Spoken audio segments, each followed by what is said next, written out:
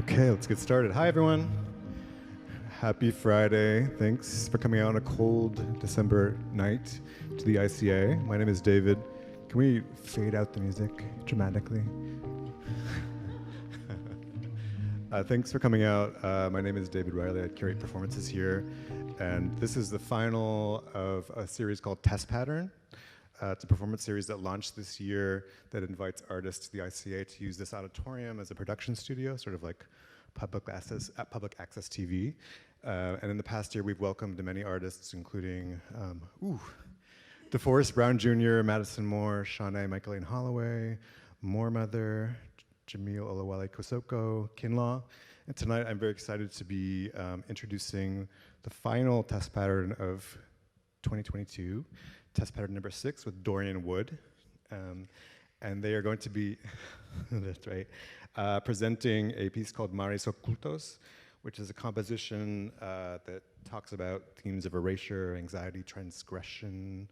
I would also add to that sexuality, intimacy, identity. And it's a piece that runs about 1 hour and 20 minutes, and it's divided into 3 movements.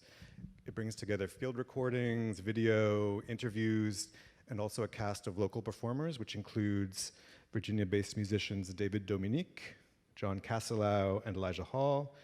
And after the performance, we'll take a quick intermission, and there will also be a conversation with VCUarts professor Jonathan Molina-Garcia. As for Dorian, they're based in LA. Their subject matter is informed by her own perspective as a gender-fluid brown person, a child of Costa Rican and Nicaraguan immigrants. And Wood's intent is to infect spaces and ideologies with her artistic practice. She's performed at Red Cat, LA, The Broad, LA, Museo Nacional del Prado, Madrid. She has released multiple albums. She's been a Creative Capital Fellow and actually came here directly from McDowell residency. So please join me in welcoming Dorian Wood. And hold on, this will be the final one.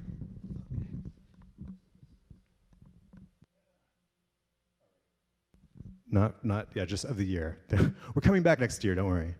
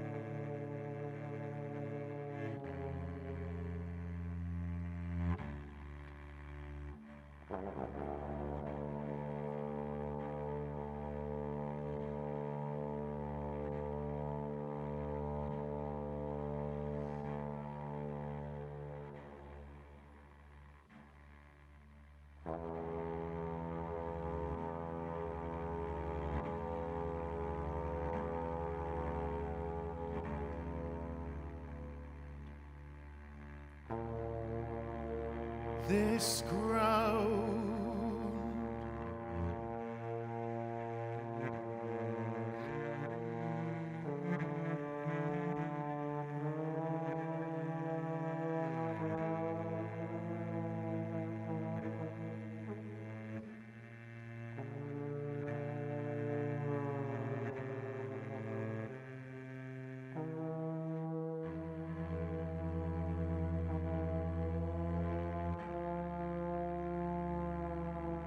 this ground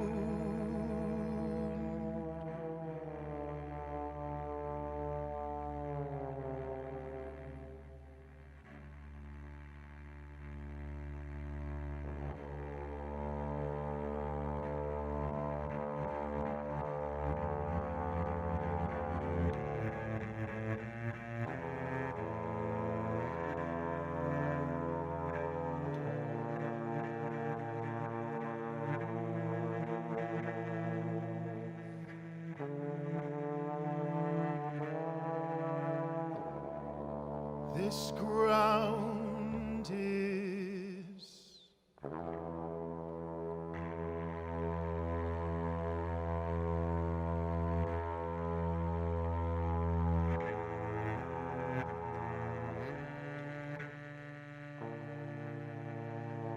this ground is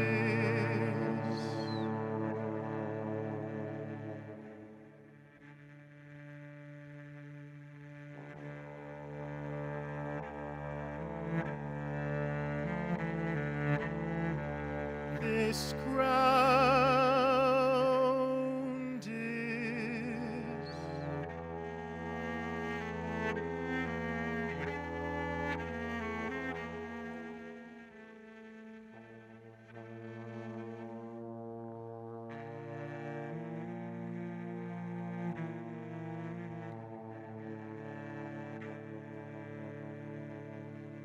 this ground is for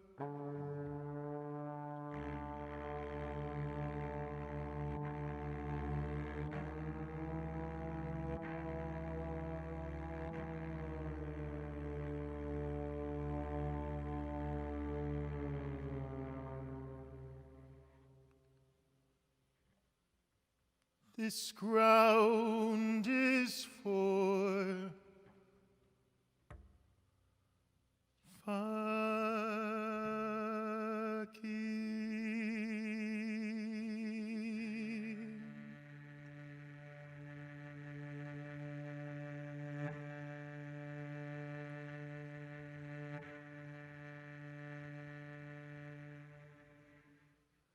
this ground is for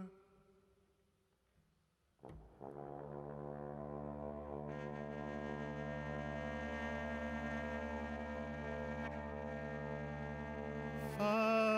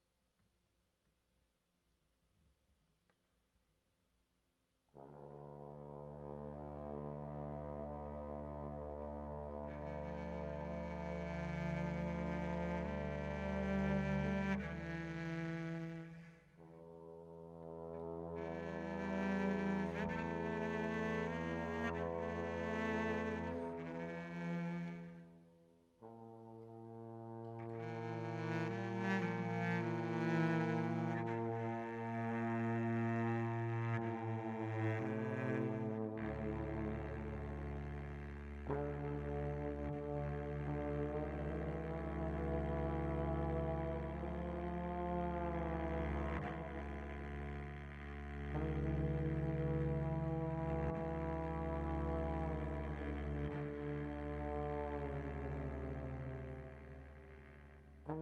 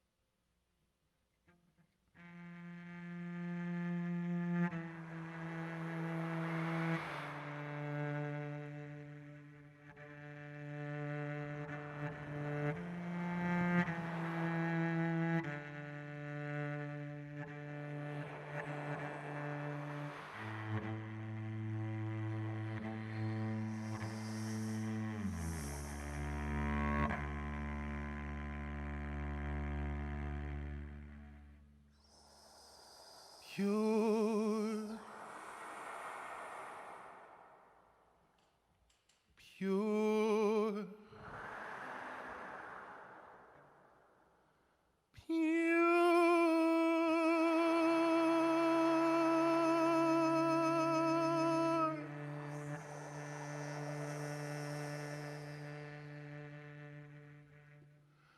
Fucking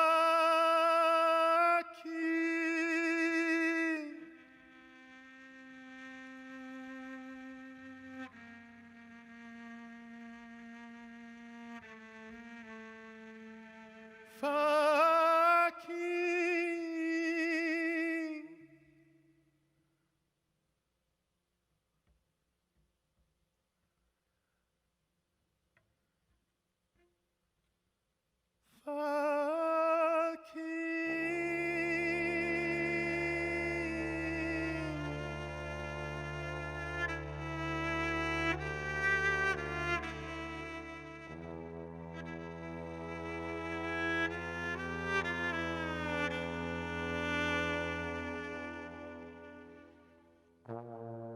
joy, joy,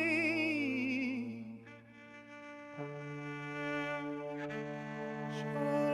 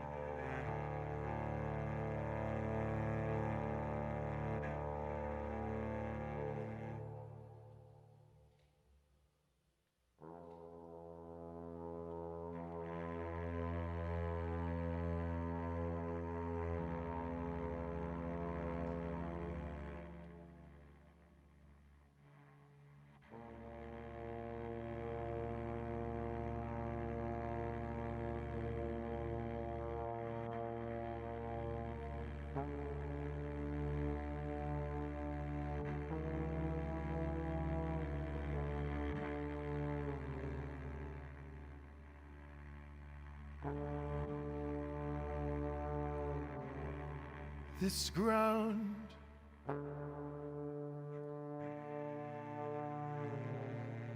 is for fucking pure fucking joy.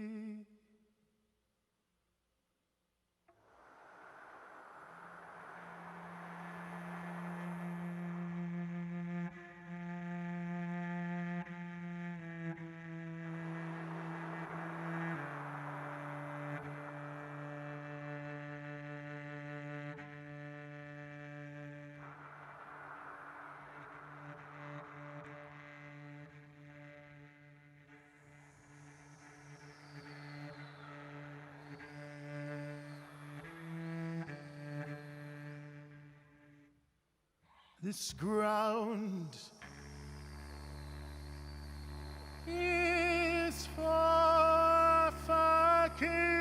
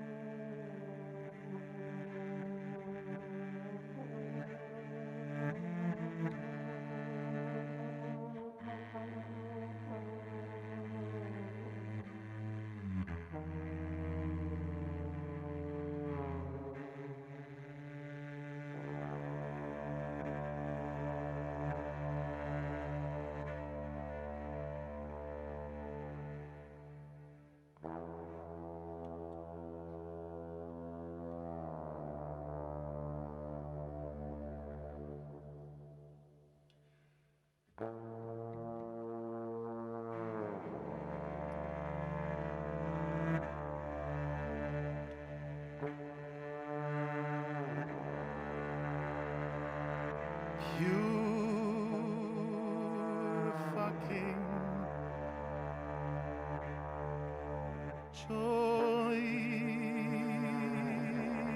pure fucking joy, pure fucking joy, pure fucking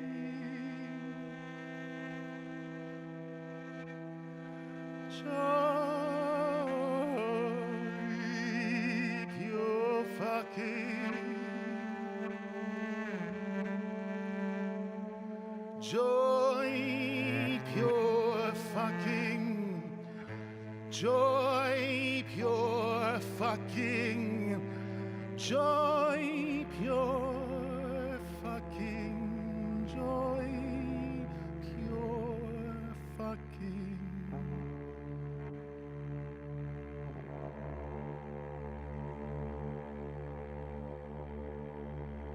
joy, pure fucking joy, pure fucking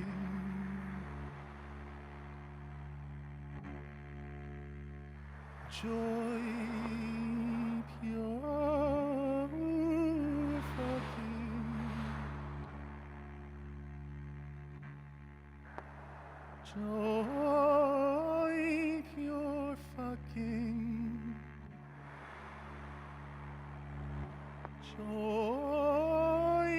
pure fucking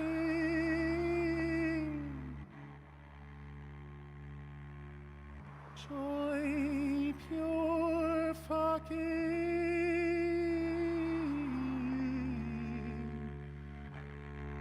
joy, pure fucking joy,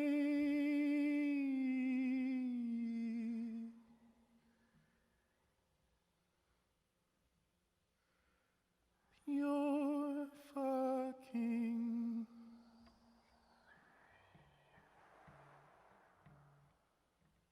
joy.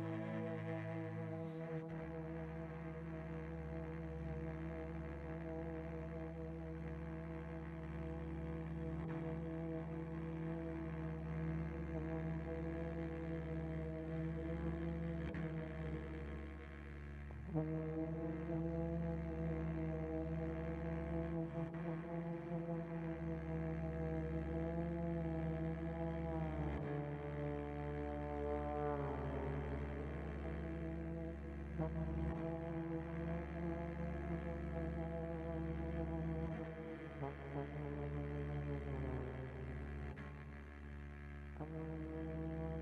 joy.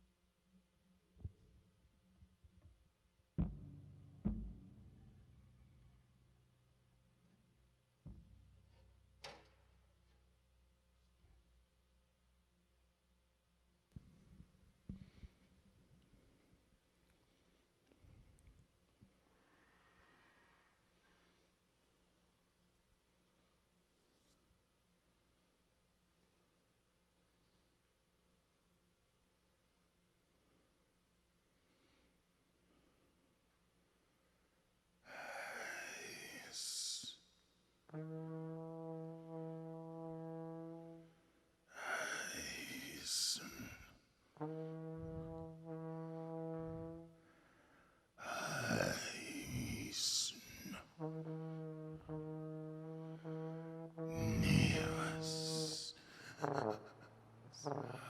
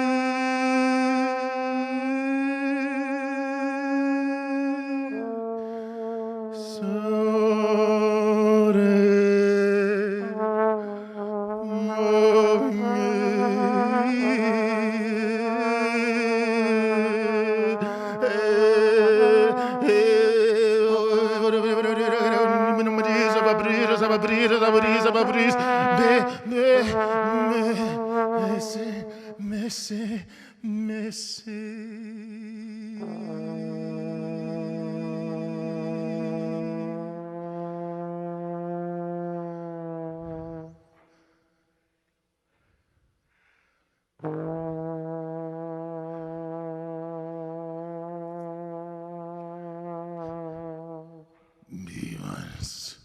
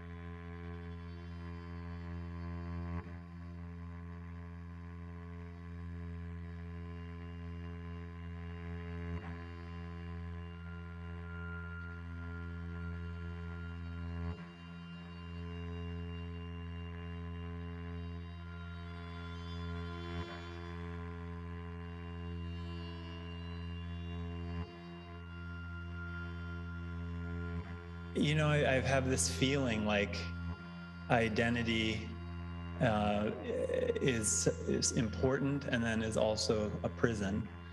And so I would be able to identify if I was filling out a form, or if I was, you know, like you're asking me right now, and I have to, you know, really think of it. So yeah, maybe if you ask me very specifically, then I could even tell you specifically. But if you just said, like, how do you identify, you know, if you mean like gender or yeah, something like that, I could give you that answer. Well, that sounds but I don't want it to be too layered for you, you know what I mean? Oh no, I mean we love layers, certainly in warm weather. guess like incentive to remove each one. So I guess we can start with what gender do you identify as? I identify as a male. Okay. As a male man. Male man, excellent. And I love delivering every day. No, There we go. So I would identify as male. Excellent. Yeah. How do you identify sexuality-wise? I don't. Maybe I haven't like done my studies enough, but I'm attracted to females mainly. But I have, I would say, I have different ideas about like what sexuality and attraction is, of course, and but again, if for the purposes of checking a box, I believe that heterosexual would be the box. But yeah. Why do you believe heterosexual would be the box that you would take? Mainly because of a purely based on kind of gut level attraction, but of a very certain kind. So I would almost say, what was you asked? What you said? Sexuality. Yes. Yeah. So I picking that apart in terms of like what I would be describing this as almost like a lust drive. Like the ability to be titillated or excited or kind of physically lit up by another. It doesn't even have to be like, it could be a fantasy, but it could be by another body. The female form does that for me, right? Like even some of my earliest memories where I was like attracted or thought I was attracted, they just happened to look like females, And so that's why I would say, if that's the definition of heterosexual, I guess that's why I would say that. But I also don't, I also have my own, maybe my own just conception of attraction, and it would be false to say that I'm only attracted to women. Why do you feel it would be false to say that? Because I think that's so narrow, to only like to have the lust drive be the only definition of my sexuality or even my attraction.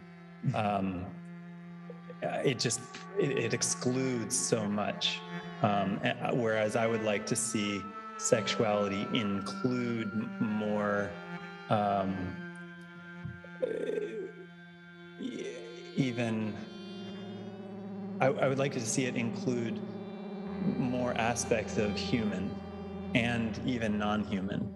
That sounds a little bit maybe extreme, but I don't mean, again, that's one of the issues I find with defining sexuality, is I find that it's already so narrow that generally speaking, unless I'm just going to have a very open conversation with someone I've never met, or with someone I know really well, I would say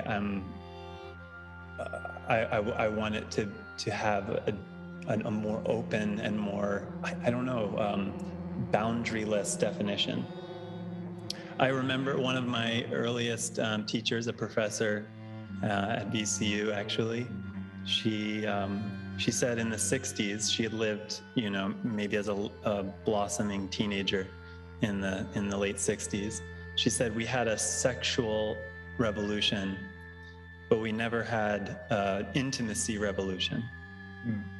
And it stuck with me, obviously to this day. I think about that a lot in terms of this question of ability to feel close with and intimate with, and how hemmed in I feel by the fact that the intimacy has to mean, commonly in at least the society I interact with, intimacy means there has to be something sexual about it. Sexual in the terms of like carnal, or even just purely physical. Right. And I just think that there's so much more nuance to that. So while I can on the one hand say, okay, heterosexual on this one level, this one kind of category, isolated thing, I don't feel comfortable even saying that for the nature of attraction or intimacy or many other things that I think the greater society would define as sexual. Does that make is that yeah? Yeah, I totally hear you. Yeah, would you say that you feel your identity as heterosexual limits you from expanding into these areas? It doesn't feel like mine. I think what frustrates me is that it feels like somebody else's definition. So it's, for example, it's not that I don't believe that there are masculine qualities and feminine qualities in the world. It's that I don't like that only certain qualities are emphasized heavily as this is what masculine is, and as if that definition by whomever came up with it is going to be the tablet. Right. And that's what's so frustrating is I don't mind accepting a masculine role, but I want to have some cultural and personal say in it. Like it has to, for it to be true, Right. Do you feel that therefore taking off the box of heterosexuality means that you're not free to waver between masculine and feminine? Yeah, or even understand what masculine even is. Right. Yeah, exactly. Like heterosexual, taking off that box again, and just the kind of general view of society means you're going to be masculine in this way, Yeah. Right. Okay. Do you primarily surround yourself with people who identify as heterosexual? It depends on work. At work, not so much. It's very mixed, I believe. As close as you get to people you work with, you get very close to them on one level, and then in some ways you keep your distance, especially since I'm, technical boss. But we work together. I'm in the kitchen as well, so it's a little different. In terms of, I would say most of my close male friends are.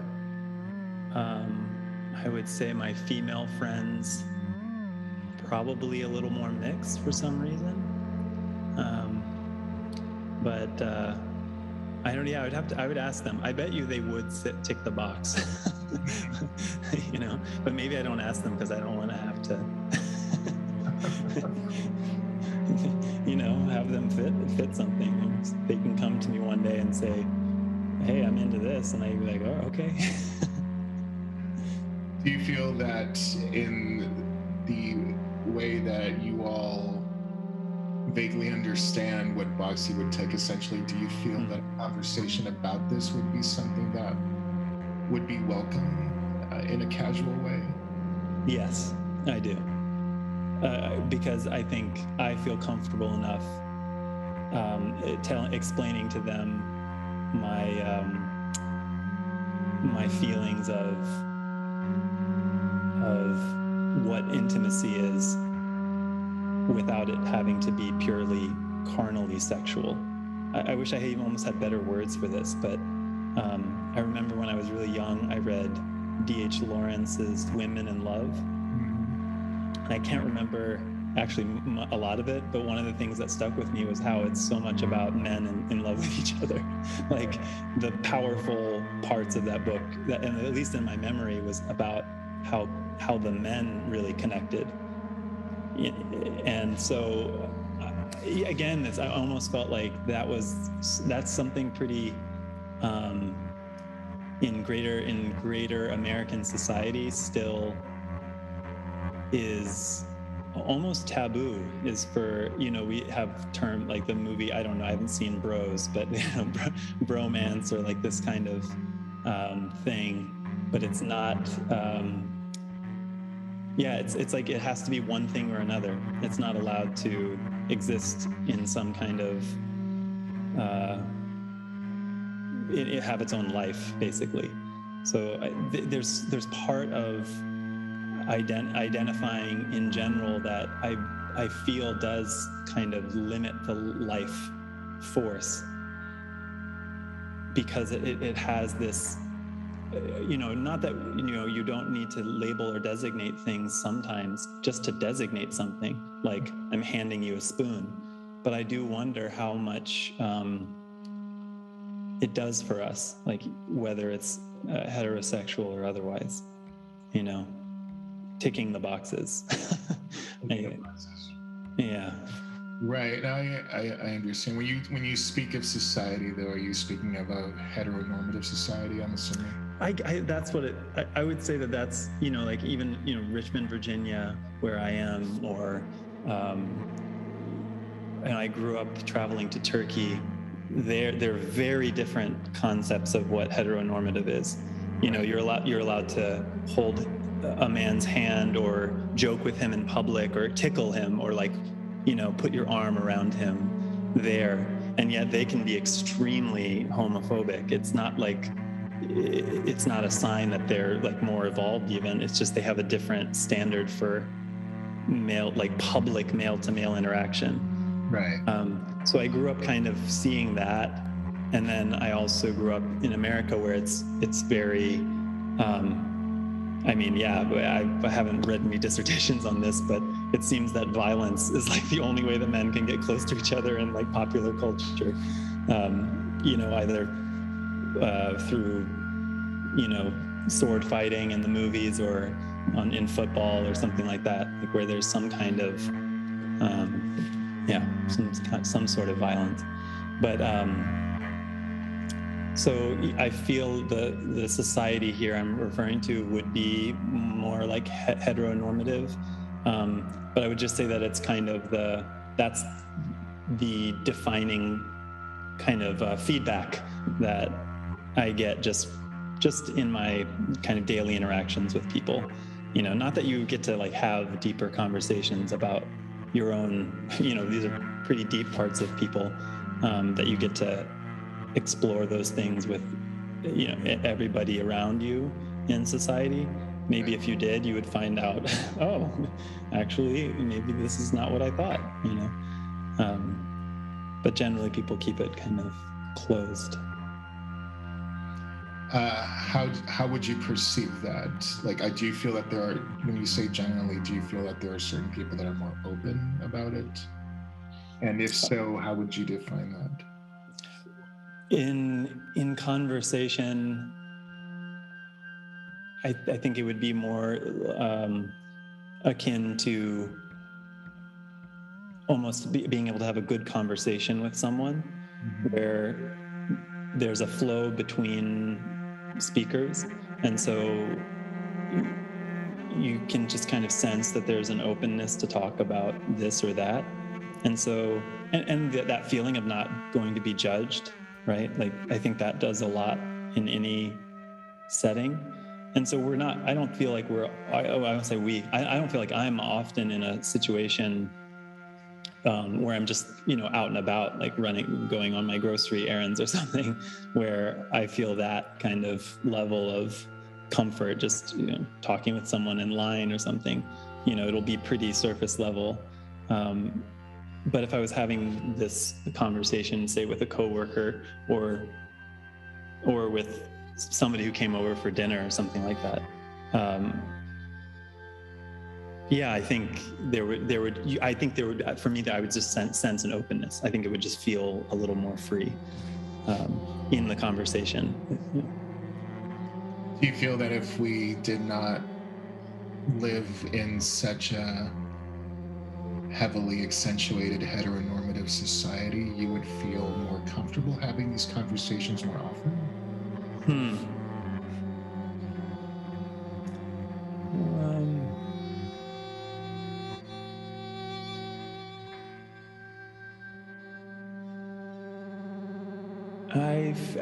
I think that's a very good question,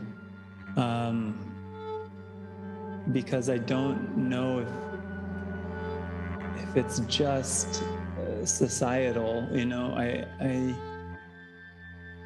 wonder if the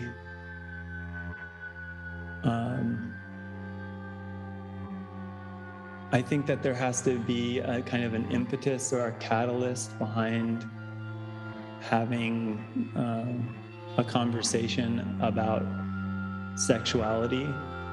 So usually it'll be in reference to something that's in the media, right? Something that everyone's read or heard, some kind of shared cultural event. And then based on that, there will be more of a conversation because there's something sparking it. I think generally it's not as it's not something that I would say is, I would actually say it does come up at work, like more often, I think, because it is a bit in the human mind right now, because more boundaries are being pushed publicly, and people are constantly, myself included, kind of reassessing, well, what does this mean? What is this? What is it worth to label? And especially, I don't know, we don't have to talk about this now, or we can, but like one of the conversations I think that it comes up most actually is, it goes back to this sense of identity rather than kind of the outward display of sexuality. It's like a much more inward thing. And that's the conversations I feel like that happen maybe more easily, or they're just easier for people to tap into, or even just have an opinion on very quickly, because they also don't have to, I guess it's easier to have maybe an opinion on like, oh, how do you identify, like that, rather than kind of breaking down layers of what is heteronormative versus like, why is this considered normal, Right. Now, I find that actually very fascinating, and in hearing how you speak of the idea of a conversation, for example, and types of conversations that we choose or choose not to have with certain people, be it, for a lacking level of comfort or a pronounced level of comfort, in which we decide to engage in conversations of such a deep personal nature. I wonder then if we can also speak of conversations that aren't necessarily verbal, but rather circumstantial, if that makes any sense. I love something that you mentioned earlier, the idea of intimacy not always being something that is carnal or sexual, but rather focusing on what intimacy can also be. And in taking the concept of intimacy, when we take the concept of conversation, we can see it as us in the context of other people, in our physical vicinity or even our virtual vicinity.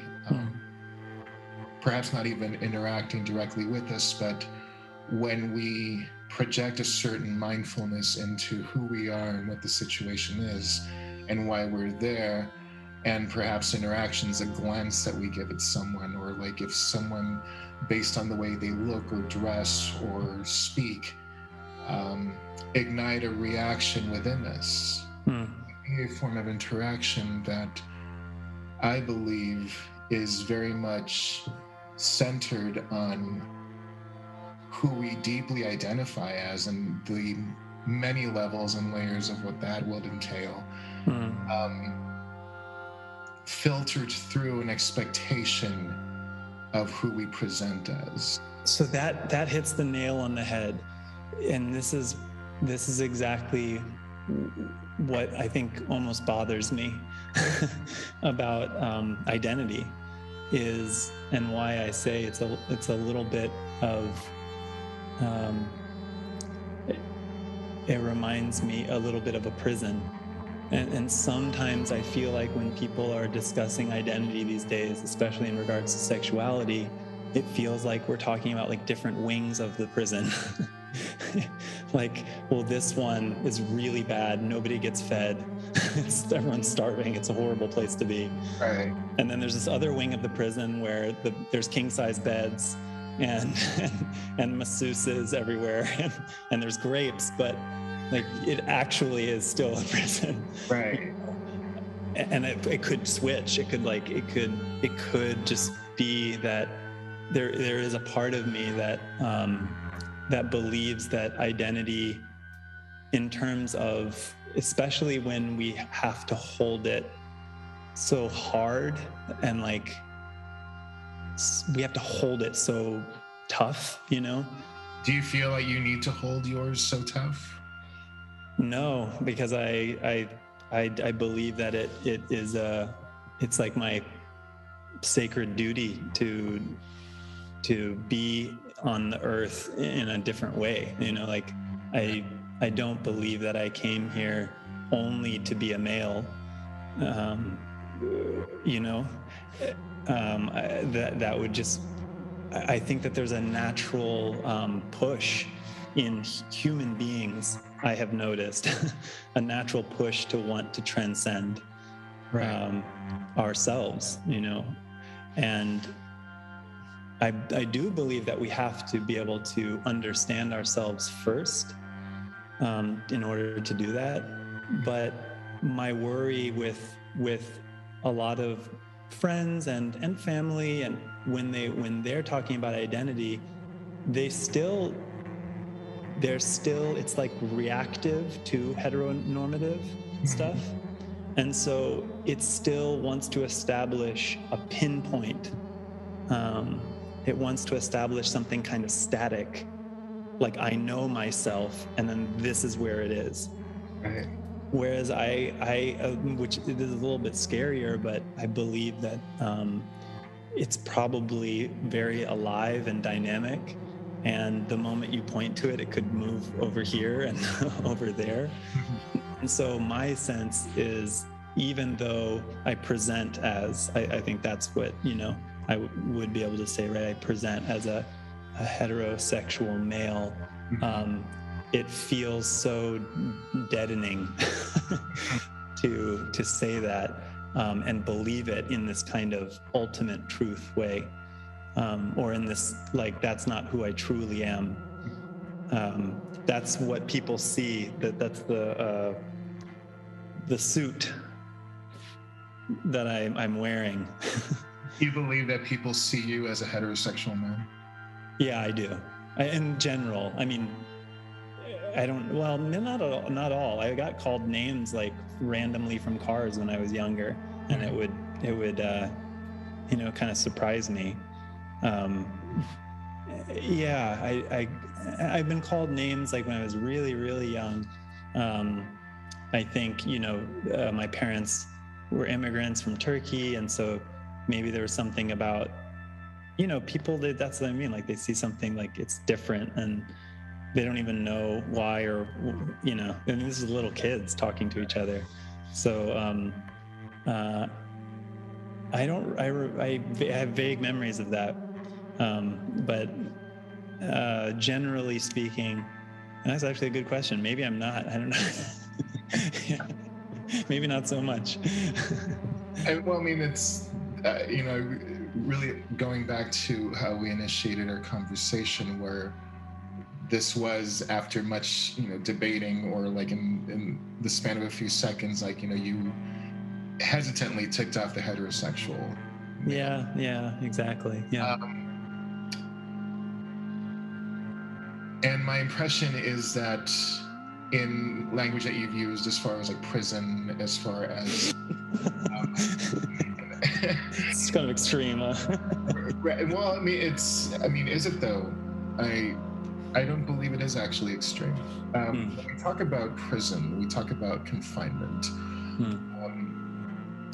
We at times can also talk about how we have normalized, for a variety of reasons, be it for survival, be it for a lack of knowing beyond our own prison walls or metaphorical prison walls, the idea of liberation and what that would feel like, or what that would mean as far as being uprooted from the surroundings we know so well, and the uncertainty of that. And I believe it's in every single one of us to dread, to a certain extent, the uncertain. Yeah. I believe that taps into everyone's personal relationship with death. Yeah, exactly. The body we're going to leave. Right. So then we tend to, integrate ourselves into, clan-like behavior, into spaces that bring us comfort, living spaces, workspaces, spaces we hold for others, spaces that we ask others to hold for us. There's a mindfulness in all of that at times speaks to having to tick a box in order to not rattle the walls of this prison too much, out of a fear of who knows what. Right. No, that's a very good point. Yeah. So then I feel that there are very much, as as you elaborated on earlier with the Bacchus mentality of grapes and and servants, like in a prison, it's still a prison, and prisons of privilege, I feel, are the ones that are more difficult to acknowledge and to challenge, because there is a privilege into being in these particular prisons. Oh yeah. and I'm sure, like, what that's like based on what you've told me, and frustration that you've expressed as far as feeling the need to conform to a government mandated identity, essentially. Right. Not feeling that is really what that is really even enough, or even touching the surface of who you truly are. Right. Yeah. So then, we can ask ourselves, well, what is identity, and who came up with it, and what for? The idea. Yeah, it's fucked up. No, I mean, the thing is, I do think that, what is identity? That what I was saying earlier, that designation that's helpful. I have a name, a contact name in my telephone. It says Dorian Wood, so I know who I'm calling. Just literally the logistics of it, and then beyond that, it's like you said. There's been this buildup. I believe. I don't know who came up with it, but I believe that as the world, as kind of the shadow of the world has become lit, and there's no corner left unseen now. Everybody can see each other in the full light now, and can communicate with each other across vast distances and all of that. I feel that there is a desire for a new culture where identity had a place even 100 years ago, maybe even stronger a little further back, depending on where you were in the world. But I do sense that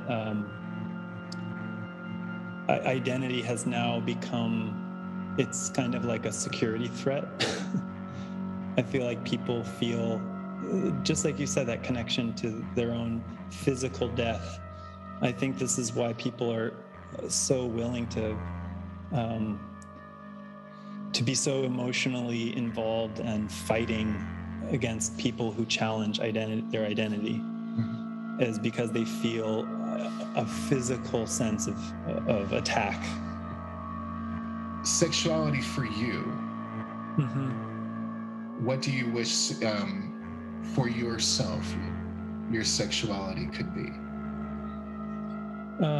Wow, there's so much here, because it does connect to the same tension I feel between individual and communal, which I can explain a little bit more in a second, but I feel also between like what would be my sexuality versus like, you know, let's say the heteronormative, or like the world's, as if the world can have its own sexuality. But heteronormativity says it can. Who says? Who says that? Heteronormativity says it can. Bummer. I mean, it doesn't even make sense, right? But I would say that my ideal would be a world in which the taking care of the relationship, like the quality of a relationship and how you take care of it, is primal. That's the essence of it. So everything else is secondary to it. The sexuality, the physical, how things happen physically, how they even happen if there's multiple partners involved, like all of that, if it could be subservient and obey the rule of, is the relationship being taken care of? You know, are you being a good, whatever that role is, then that's kind of this, I would say, uncomfortable tension that I've always felt between this desire for individual freedom to be, you know, completely myself, but then also this deep, and this might be my heritage or my upbringing or just the way my consciousness has moved in life. But I think we also have a need. We're not just individuals, you know, we're not just atoms floating randomly either. We have a need to feel part of an organ or an organism. You know, do you mean yourself? I mean, I believe this is true for like 7.8 billion or whatever of us. Well, because my question specifically was your sexuality. What would you wish for you? For me, I think as long as I would put it under that main first thing, is if I would wish that if the emphasis is on the relationships in my life being taken care of, then that line between intimacy and sexuality is more open. Does that? I don't know if that answers. I mean, basically, I don't have like a one-word answer, so to speak, of what sex. Right. And there doesn't have to be. Okay, yeah, but it would be. I would say the only ways in which it doesn't feel like it's that now is almost more. Something you said really struck me. We tend to try to find those spaces that will hold us in a certain way. Like you said, like maybe you feel just so threatened having to assimilate all the time. I'm speaking to myself now. You know, I feel threatened enough that I have to assimilate all the time that I've even created, a workplace where I feel very comfortable being myself, and I would want everyone to be comfortable feeling like they are themselves. So I would say that because I've almost created these little bubbles for myself, my wishes for what my personal sexuality are relatively fulfilled. I think I probably, it is hard, like, within my relationship, there's been issues of like, jealousy or both ways. I'm married, with a ring and everything, and so that that dynamic is, I think, also connects back to what I was saying about, I almost do wish that there was a way of being sexual without it having to be physical. I guess it is almost like more of an expression of self, but it would be, for me, very limited to, like, if I was going to get on a stage or perform a song or perform. I think that's where I would probably find the most freedom. I think that's where our society gives a lot more freedom, because it's a weird place to inhabit. I guess you would maybe know more about this, because it's just different. Like, if I'm at the Lowe's, getting my staple gun or whatever, I might not, express myself in that, like, in that same way, in the same way that, like, I would want people to feel like, oh, you can be intimate with me. It's fine. It doesn't mean, it doesn't mean I'm hitting on you or you're hitting on me. Like, we can have a moment that is totally human. and so I would say that my ideas of sexuality kind of butt up against that. But in terms of my own personal, like, kind of life, maybe I wish I had more time to explore, other aspects of sexuality. Sometimes you just feel like you're just making $1 and you're getting by. And right. You mentioned earlier, and by the way, thank you so much for sharing all of this. I'm very, very, very appreciative. You mentioned earlier something cultural that Turkish men do as far as showing very basic casual affection to each other, a lot of people. And do you feel this is something that you wish were more normalized here as far Yes. Absolutely. Do you feel that this is a yearning you have as far as physical interaction with men? Absolutely. I think the idea that because you're a man, you wouldn't want to touch other men. Because you're a heterosexual man. Sorry, yes. Yeah, exactly. Again, I just don't want the box, right? But yeah, exactly. Because you're a heterosexual man. Well, no, even if I was a gay man, then if I'm touching another man, it still has to be sexual. It's like, I think so. I think if in the heteronormative mind, there's two gay men walking down the street, they're like, oh, well, they must be together. They're touching. In America, at least, I don't know if you would be able to tell as easily in Istanbul or something. I mean, maybe they would try to use other markers, other identifying features. But I think that an American could see a video of two Turkish men walking down the street, arm in arm, and they wouldn't understand that doesn't mean the same thing there that it does here. And so, yeah, I think that's extremely limiting. Like, I would definitely, but again, like I said there, it doesn't necessarily mean that they're more, it's just a different cultural thing, it doesn't mean that they're actually more open or accepting or gender fluid. Unfortunately. Do you feel like when you said earlier that two gay men touching would actually be sexual?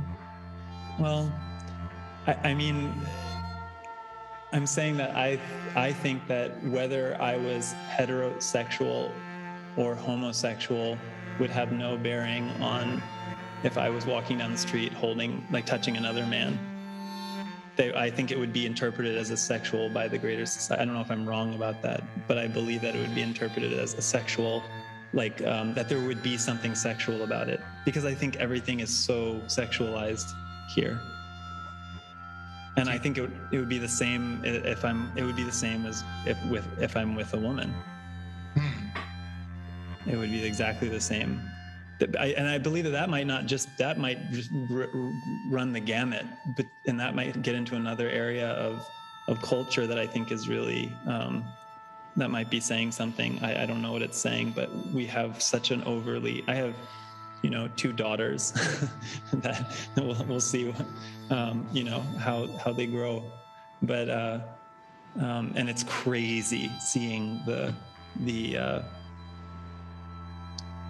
socialization, like how things start and move, and you want so badly for them to be true individuals, to just have the space to be, it starts so early. They want to satisfy their friends and their teacher, and little looks and things. Yeah, it starts so early. They're 3.5 years old, and it is it's a major concern, even as a parent, as a next generation, the over-sexualization, especially of women. It's frightening. It's terrifying to me, and so anyway, I believe that that's more at the root, perhaps, is that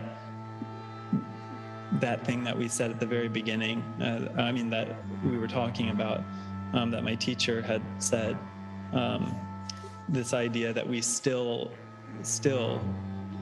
how many years has it been? 60 some years.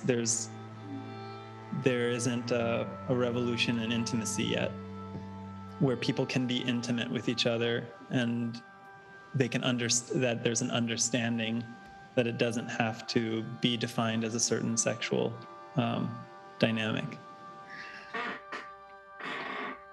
Or maybe I'm misunderstanding, or maybe I don't know even what that category fits in. What category? Yeah. I'm really, really grateful to hear your perspective, and I'm also very interested in doing away with categories. Mm-hmm. If we're talking about agenda here, that is mine. Yeah. My agenda is to do away with categories. I went from being non-binary to gender fluid simply because I didn't want to identify as not being something, but rather, for now, gender fluid, in that I don't really have another term available to me to even remotely define who I am. And I have grown to embrace that, the human fear of the uncertain. I actually embrace that every day, and draw strength from that. When you talk about your teacher, and when you, through her words, channel your own personal frustration with the lack of revolution with intimacy, I detect this is based on a lot of your own personal interactions with your community, and perhaps based on my own experiences, what sounds like a very heteronormative influence community response. Yeah. So I can tell you that the community I'm a part of, that revolution has been happening for a very long time. And I can tell you also that I understand the fear and concern of dwelling into that territory of intimacy revolution, because in my experience of as a kid, first wanting so terribly to identify as straight, then identifying as gay, then identifying as non-binary, then identifying as gender fluid, I know firsthand the fear of stepping into something else, and also into stepping into something else, what you are leaving behind. And sometimes it seems that you give up a great deal in wanting to join the intimacy revolution. That concerns about whether or not someone thinks that you walking down the street with a man or a woman in what you feel is an intimately comfortable way can be perceived as something that is sexual. That fear is understandable because heteronormativity is dangerous. Heteronormativity is a prison of privilege. This is the prison of privilege, where whether you choose to tick off the box or not, there is a part of you that at the end of the day will default to this place of comfort where you know for a fact you will not be judged outwardly for being not even, intimate, just really being you in a way that doesn't have to over-explain to anyone. Just you being you, stepping out of your house, interacting with people the way you are comfortable with. Without giving much regard to a whiter perception. And that may seem dangerous, but there is sadly no safety in liberation either. And yet it is the greatest indescribable joy that you will ever experience.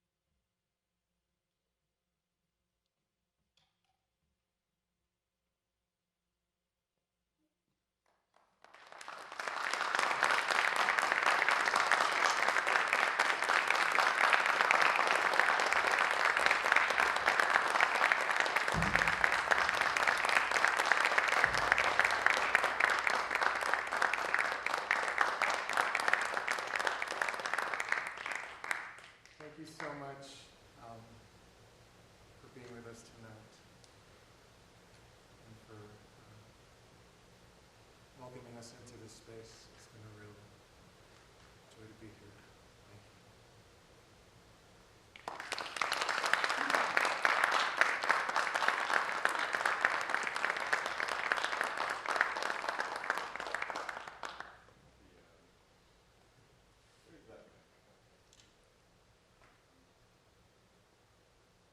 Dorian. Thank you, Dorian. Thank you, Elijah, Jon, and David Dominique. We're going to take a short intermission, about 10 minutes, and rejoin here about 9:15 for a conversation with Dorian and J. Molina-Garcia. So there's still food out there. There's a bar. Please come back and join us for a conversation and Q&A. Yeah, thank you. Thank you so much.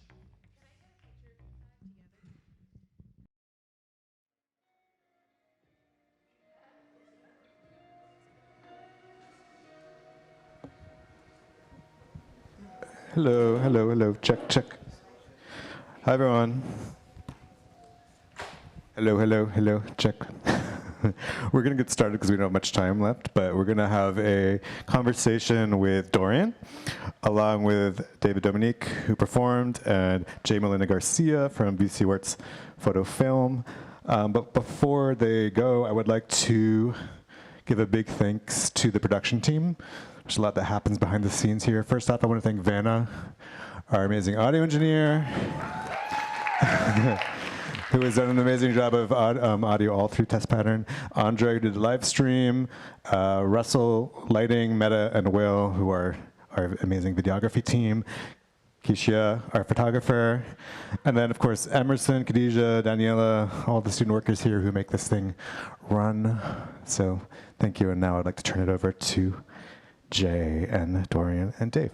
Thank you.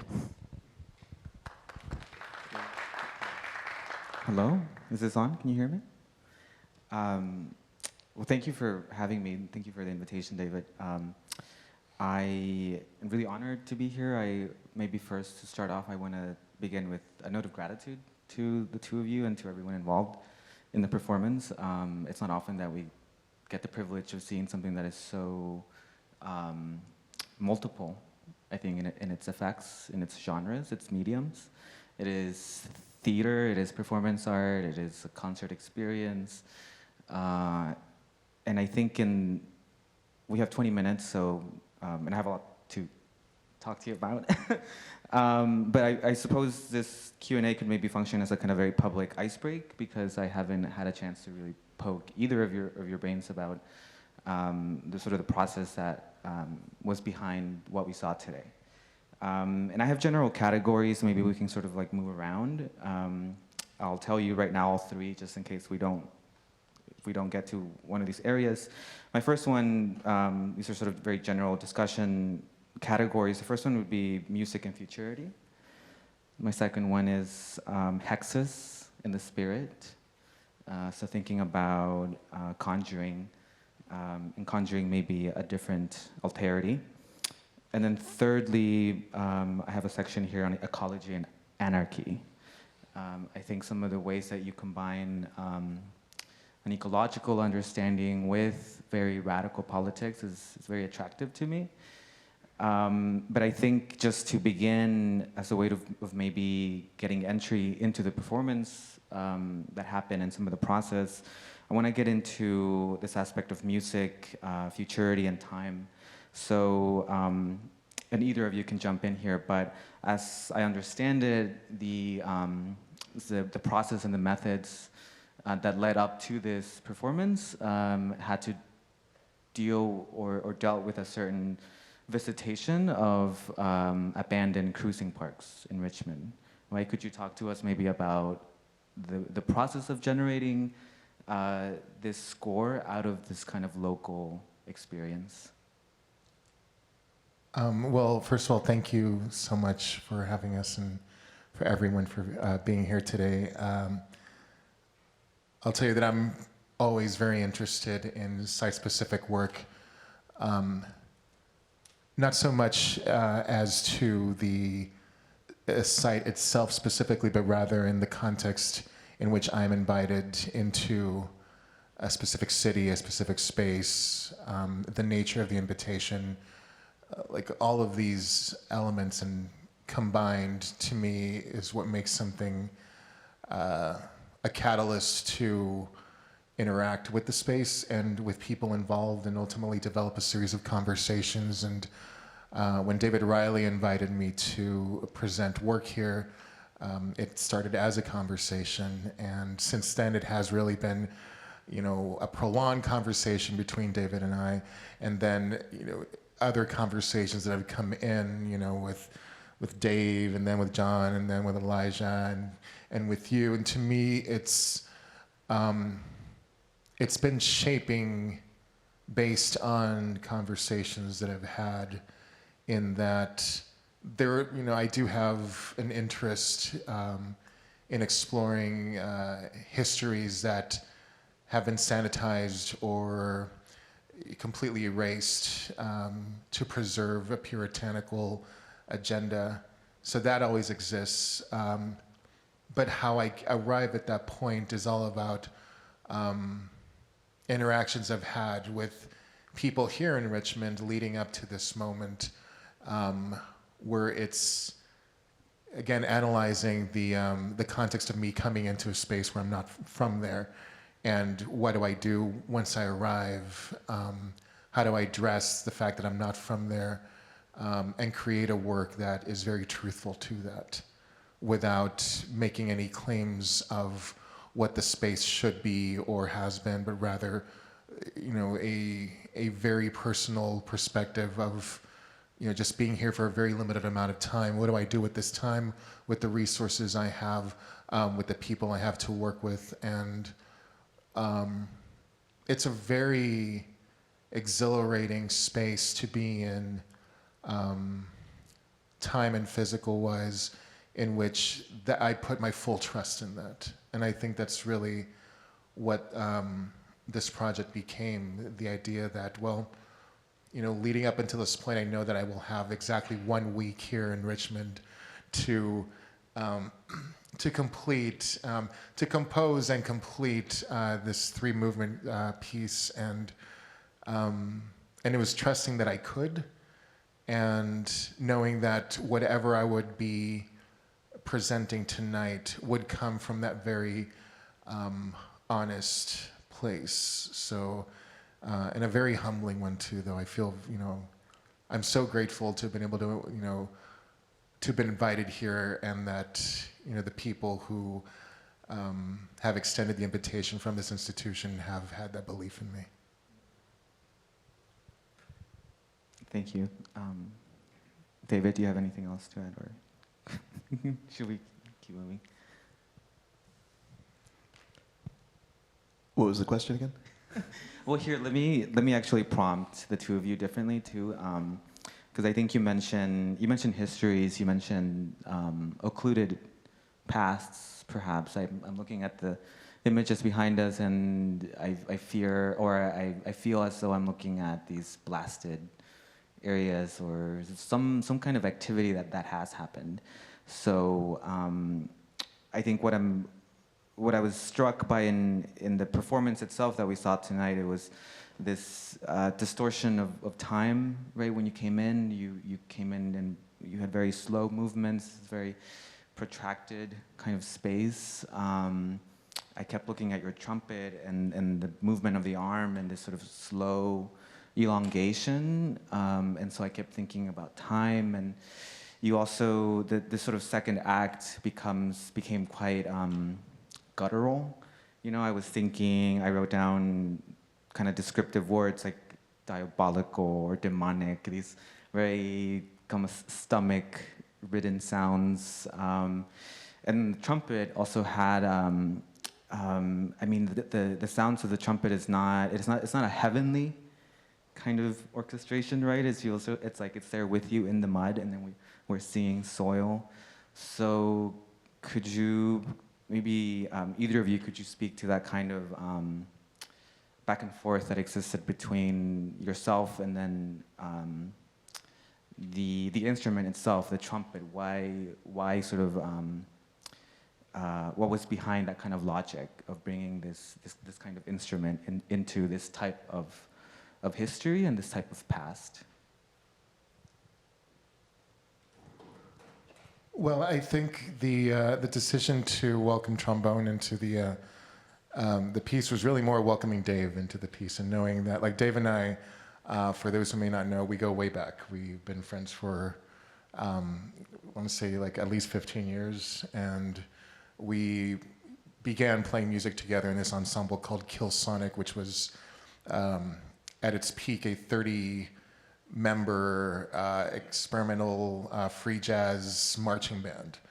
And we would hit the streets of LA, of New York, just show up uninvited, completely reckless, completely fueled by a desire to just do and be together. And so there was already, you know, this relationship that we've had, in which, you know, we've been doing our own thing for a while, and his destiny brought him to Richmond.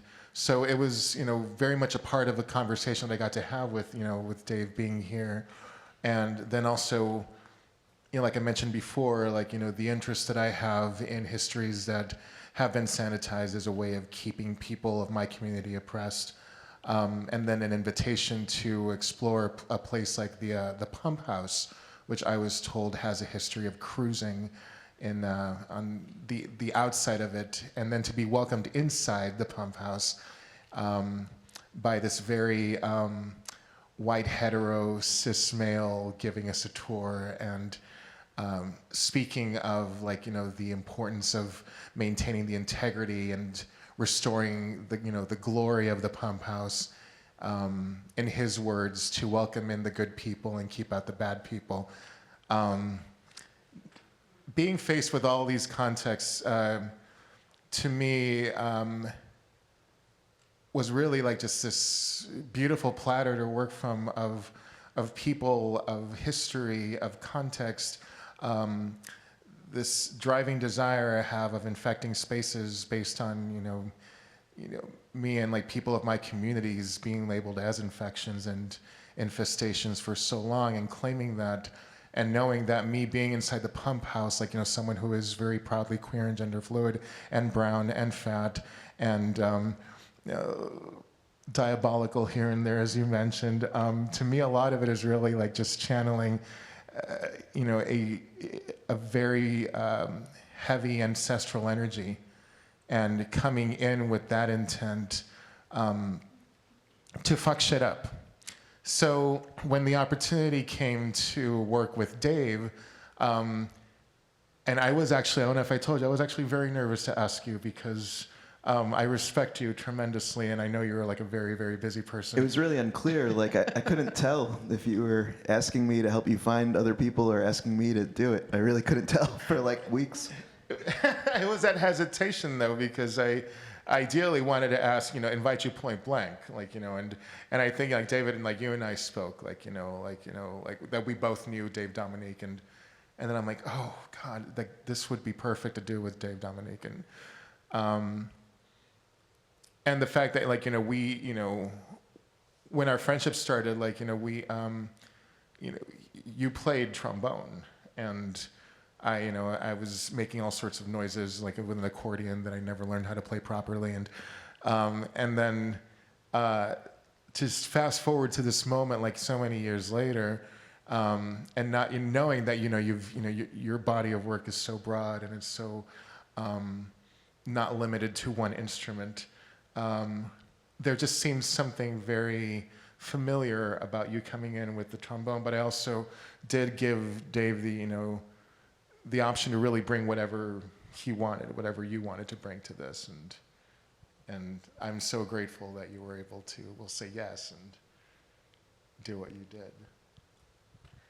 Well, yeah, I mean, first off, thanks for that. I mean, for the opportunity and for thinking of me, and also, you know, just thank you to the ICA people for making this a really pleasurable experience. Especially Vanna doing sound was just really amazing. But yeah, I mean, I don't know like where to start or what question to answer, but so I guess I'll just talk about what this felt like or meant. I've done a lot of different kinds of improvisation and different sorts of modes and genres, and dealt with pieces where it's a text piece and it's kind of minimal and highly interpretive. And it's often really like the connection between the program, the sort of verbal intention or the kind of scenic or tonal intention, and the actual music that's being called for by the score.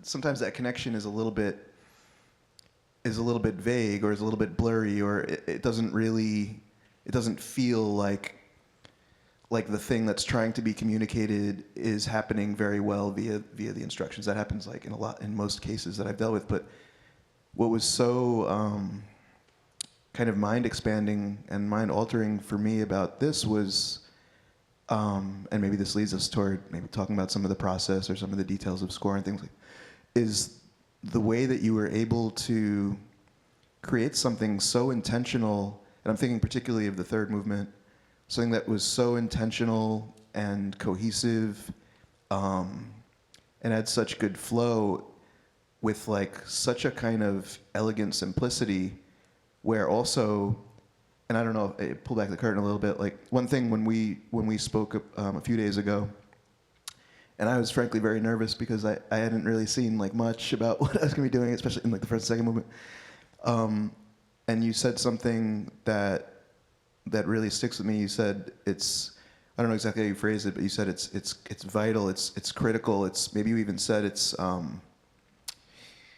not desperate, but that you needed to deal with men, that you needed to be in conversation with men, that you needed to talk to men, and you needed to have feedback in this way. And then something kind of clicked about the way that you organized the third movement in how we were instructed to respond to the conversation. And it's the first time that I've done something like this where I really had to be just like locked on the kind of like non-musical thing. I mean, the sound of the talking is musical, but where I had to be like so focused on it, moment to moment, every second, just locked on 48 minutes of text that's actually telling me exactly what I need to be doing on both synthesizers. And I don't really have a larger point, I guess, than that, but I just think it's really amazing. And I've never really been involved with something like it, and I've also seen so many things where people explained what they had tried to do, and it's just kind of like, well, that didn't totally come across, or you know, or that didn't really happen. And I think you really forced us to be locked on that and to analyze and to think about sexuality to generate our performance. And even though the audience isn't privy to that, you know, the audience was privy to the result, which was a certain kind of organic flow, but that was all directly dictated by every almost word that they were saying and every kind of like tonal change in the conversation. And I thought it was very special. So thank you for that opportunity. And I just think it's a really cool thing that you designed. Thank you, Dave. No, thank you so much. To pull back the curtain a bit, I guess, like, you know, as far as what this piece was. So as Dave hinted at, you know, this, and I believe as you noticed in the actual interview that was unfolding during the last movement, I do have an agenda. And I did say, like, you know, to do away with identities. But in order to get to that, I feel there is an urgency, an extreme urgency to do away with the patriarchy. And that is, like, to me, I have no problem admitting that. I have no problem going into a project and saying that that is my purpose. And I feel that in order to get there, it is just as crucial to invite men to participate in that conversation.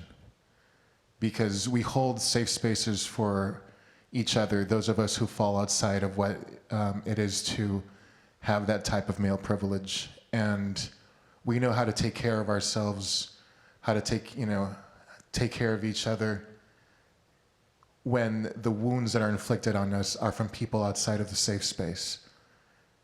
And if I don't make a point of urging men to participate in the conversation, I believe that nothing will change. So if it's required in creating a piece that addresses that, in which I reached out to a local heterosexual man here in Richmond to allow himself to be interrogated about his heterosexuality, and to discover that he was so eager to be interrogated, it just further confirmed what I have strongly believed in for so long, that many heterosexual men out there, men who identify as heterosexual, so desperately want to be liberated of that. And they have no idea how to proceed with that. They need to have an invitation extended to them to talk about being straight. They need to have the very queer construct of a safe space be held for them, because they in that moment acknowledge that heterosexuality is extremely dangerous.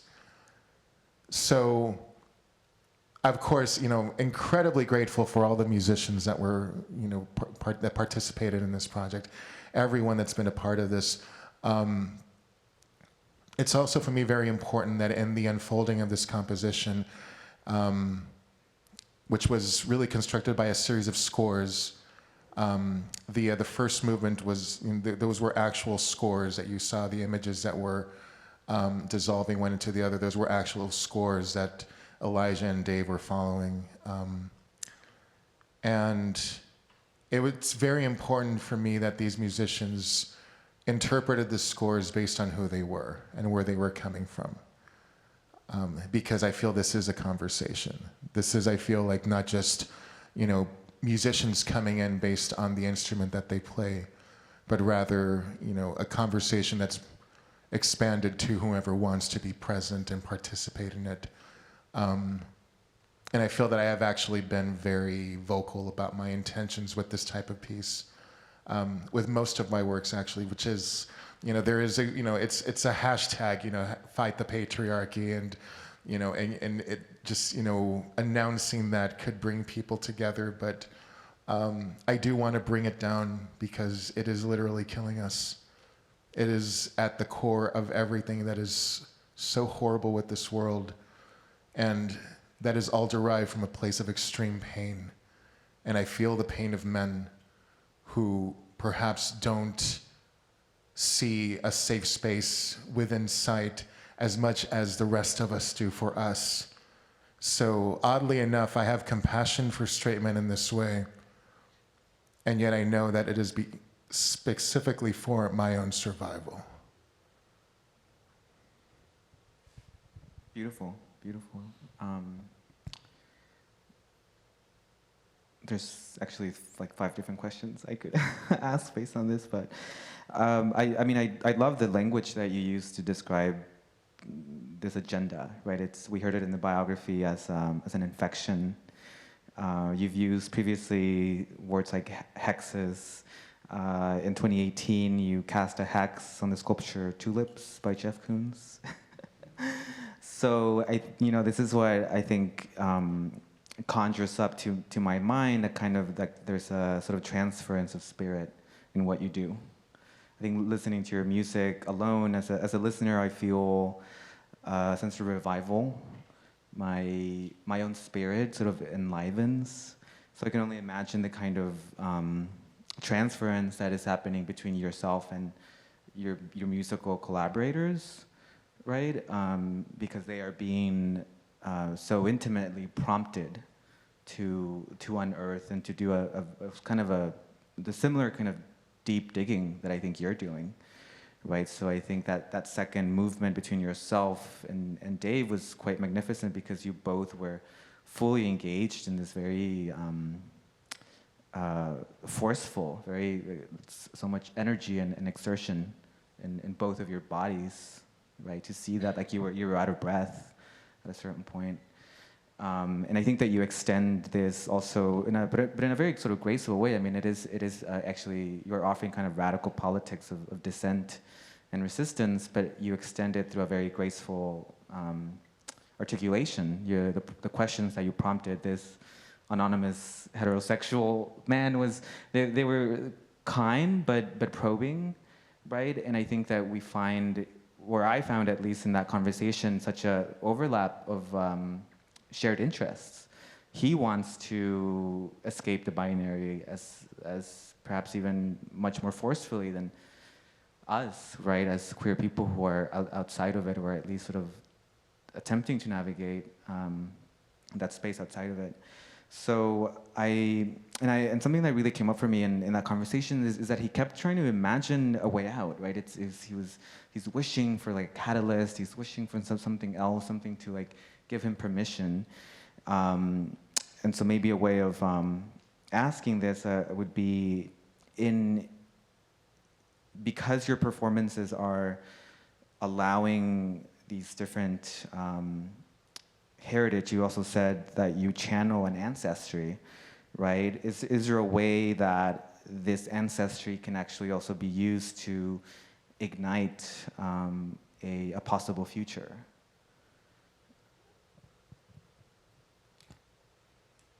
Yeah, absolutely, absolutely. I feel that the wonderfully healing aspect of leaning into ancestral energy is that it further illuminates our jobs on this plane, in this existence, as ancestors in the making, and the duty that comes along with that, the huge responsibility that comes along with that, not only thinking forward to future generations, but I feel something that we are able to embody in this time that we are in now. And again, like learning from our ancestors and transcestors is that we can make ourselves count and be known and ask that we be nurtured and nourished in this existence without having to sacrifice all of that for the future. We can have both. And I think that is so important and something that we are improving upon in this time that we're living in, and never in any way to see it as a diss to those who have fought so hard to pave a way for what we are and what we have today, but rather their expectation is for us to improve on what they've done, and it's never out of disrespect. And in that kind of mentality, I feel, is also defying the binary, which is seeing the world beyond good and bad, and knowing that people's individual and ancestral pain can take so many shapes. We talk about white privilege and to be born into that. Like, I don't know what it is to be born into that. And I know very clearly what it is to react to that. But like my mother-in-law would say, I have to live in this town. So how do I make sure that selfishly I'm taken care of, I am as at peace as possible, while working towards a change that so urgently needs to happen? And I think that's again, I come back to the term conversations. I think this is what happens when we push for conversations, even in the realm of presenting work and creating work and collaborating with people, is that it's easy to dismiss a certain type of people based on their privilege and be like, no, there's no room for you here. And sometimes the spaces that we create are for that. And and we do need that. But then the more we start banishing people who, through their privilege, oppress us, the more divided this world becomes, and the further from change we actually get, because we're just creating separate spaces, but no one has an incentive to engage. And it is an uncomfortable process sometimes. Being gender fluid, to work, I work mostly with white cis men, white cis hetero men. And not out of choice. This has just happened, and I feel like that is something to be grateful for, that that men in general, will find a comfort in working with me, because I know that I embody a certain liberation that they crave, and that it's not only, that's not the only reason. I enjoy, working with Dave, because, I love him as a friend. And sometimes that's just really it. Doesn't need to be overly described. So to be able to have that, and to be able to engage in conversations that that go deep, but also just rely on an intuition, on a feeling. To me, that's like the beauty of existence, and of the ancestor and transcestor work that we're doing now while we're still alive. Can we open up to questions now? I think we don't have much time left. I'm sorry to be the timekeeper. Okay. But yeah, do you think we could do that? Anybody? All the way back there. Yeah, sure.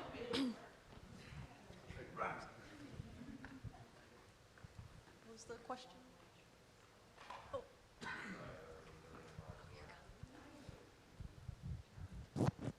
Hi. I was curious, at what age did you feel this need to really express your voice in those like multitudinous ways, like accessing the way that you do? At like the earliest, what earliest age? I think 4. I did my first, I gave my first piano recital at age 4. And my grandfather had been teaching me to play piano since even before then. And he was a classically trained pianist from Nicaragua by way of Costa Rica. And it was even at that moment that I was learning what he was teaching me, but I remember very clearly feeling that I did not want to learn in the way that he was teaching me. And I learned very quickly that I could play by ear. And constantly being scolded by my grandfather to not play by ear, but rather play by what is written in front of me. And it was just this constant battle. Like, like 5, 6, 7, 8 years old, like constant battle with me. And, and it got to a point where, like, I think it was around age 10 that I rebelled, and I'm like, you know what, I don't want to play piano anymore. I'm either going to do it my way or I'm not going to do it at all. This is a 10-year-old, like, who has no idea, like, what the fuck they want or who they are. But I felt it so strongly in that I didn't feel like I could do better, but rather than I just wanted to do something in my own way. And I just wanted to be heard for that. And it blows my mind that that is really still like, is such a catalyst for what it is that I do. It's not really, asking for, for something that's, that is outside of the realm of who I am, but just really wanting to be seen and heard.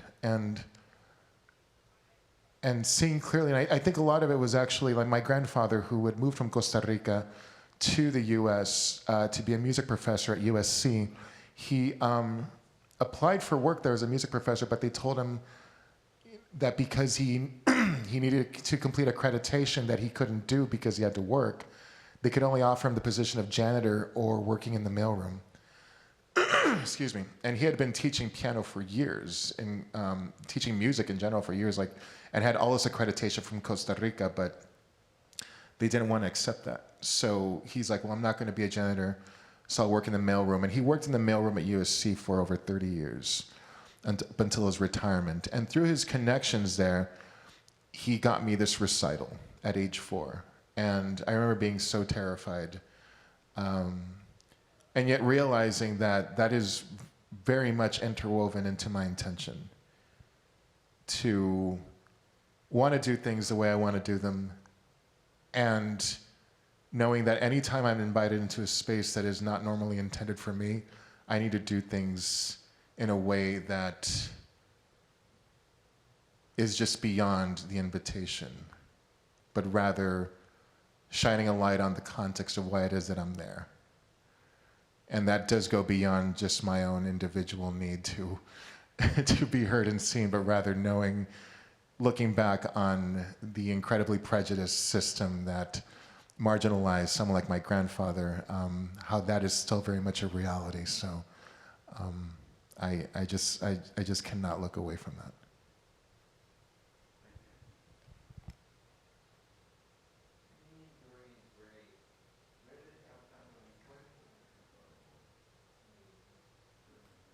Your name, Dorian Wood, where did it come from? And what does it mean to you now? It came from my parents.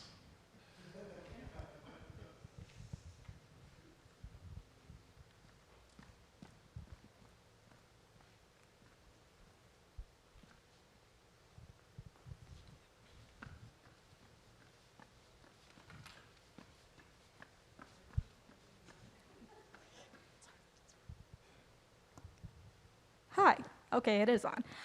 Let me just start by saying I've also been on the tour at the Pump House and had many of feelings that you did as well, especially to the point of like who they're keeping out and who they want as part of their club for restoration was interesting.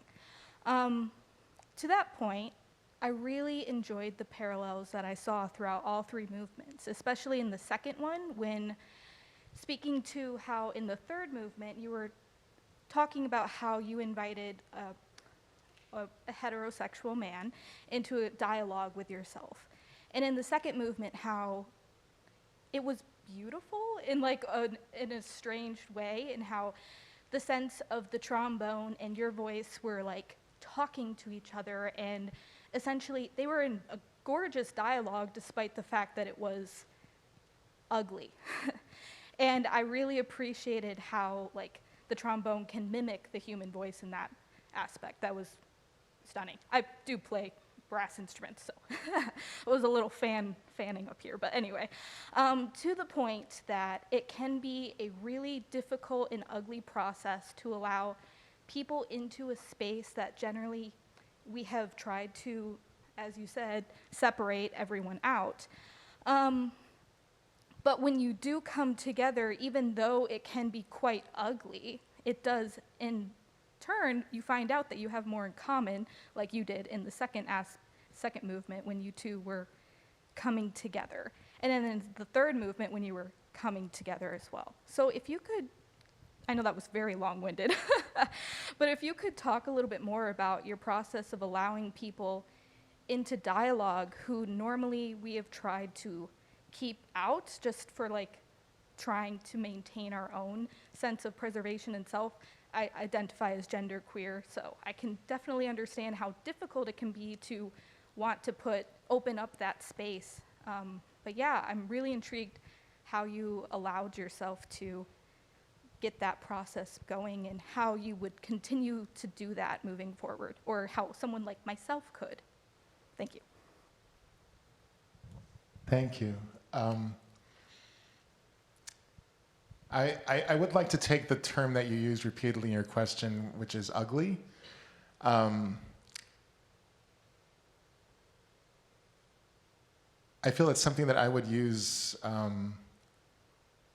perhaps not instead of that, but like certainly interwoven in that term would be playtime. And I think that is something that, you know, can be a starting off point for many artists to get to somewhere that they want to arrive at. And the liberation that many creators can feel as far as sitting down and playing. And not just playing an instrument, but like playing as in children do. Playtime. And I think that we as adults are told that playtime ends the minute you become an adult. And playtime means composure. The opposite of playtime is composure. When we lose composure, we become ugly. I feel that is what is expected of us, to not be ugly, and instead to be beautifully composed.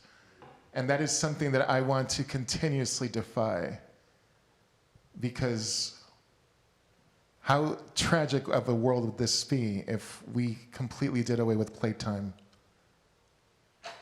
I mean, something that we, can learn from children over and over again. We need playtime. We need spaces that allow us to play, that allow us to be ugly. The idea of ugly crying, for example, I love her. I love being an ugly crier. I take pride in that. I wish I had an MFA in ugly crying. So yes to ugly, yes to the liberation of falling in an ugly place in which I can share this wonderful moment with my friend where we have this unspoken urge to be ugly together and to just have this moment in the second movement in which we got to have playtime. And that is something that will never take away from the sophistication of a work. but rather further inform the humanity of it. And that is something that I'm very interested in consistently.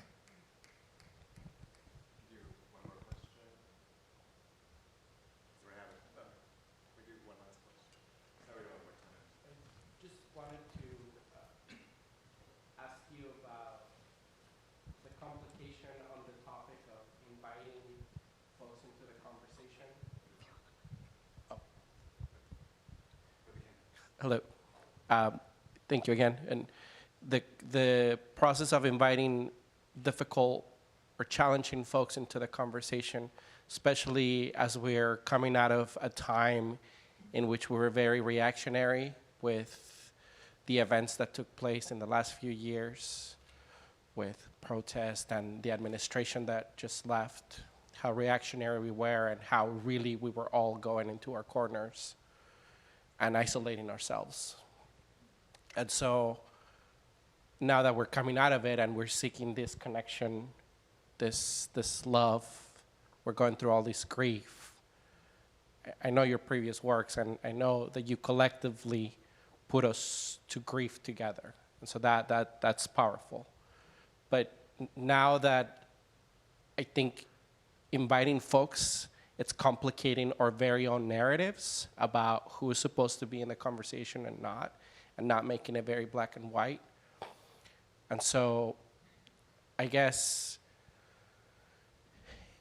it's I think, I don't know if you see where I'm going with it, it's just that process of I work construction and I know what Christian, hetero, white man, Republican, red, I know what that is, and I know how I have to code switch, even as a Latino, straight man. Like, I have to, Anyways, I just wanted to, I guess, inquire about that, and I know the safe space. I know how you can collaborate with many folks and make it really safe, but for us that are out there, I come to places like this to be connected. So, yeah, thank you. Thank you. I think in terms of inviting people whom we would normally not feel safe around into conversations like this, I always think of the fact that they're already part of the conversation, and it's just a matter of letting them know. And sometimes that will entail inviting them into spaces that we have made safe for us, but not as a means of playing a level playing field, but rather, as I did in the interview with Evram in the final movement, surprise, he has a name, a very sweet, sweet person, by the way, and I'm very, very grateful that I got to do this interview with him. There's a power play in that. I invited him into my space, and I knew that he had a hunger for this kind of conversation. So that's something to be, very, very conscious about, is that when we invite them into a conversation, we are inviting them into a conversation. And to never lose sight of that. And to shine a light on the fact that this is not their world, to say when it is that we get to do that or not. Which means that there will be many moments when I don't feel safe inviting them into conversation. I believe that many, cis, straight, white men, using their own terms, are terrorists. The most extreme organization. And I don't always feel safe welcoming that element into this. But sometimes you come across, detractors from that, or people who can see the truth behind that, and there's an incredible value in that. To me, that's like, it's a path to our survival. It's a purely selfish pursuit. And I feel like I do have compassion, but I also want to not worry about my life every day. And I feel that I don't need to compromise that in order to be compassionate to people who have a very solid privilege in the undermining of my comfort.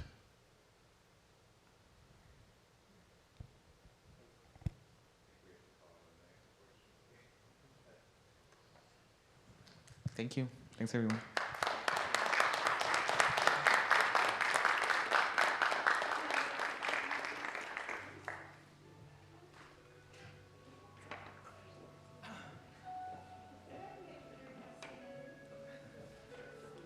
Hello, hello, hello. Thanks everyone for coming. Really appreciate it. Thank you, Dorian.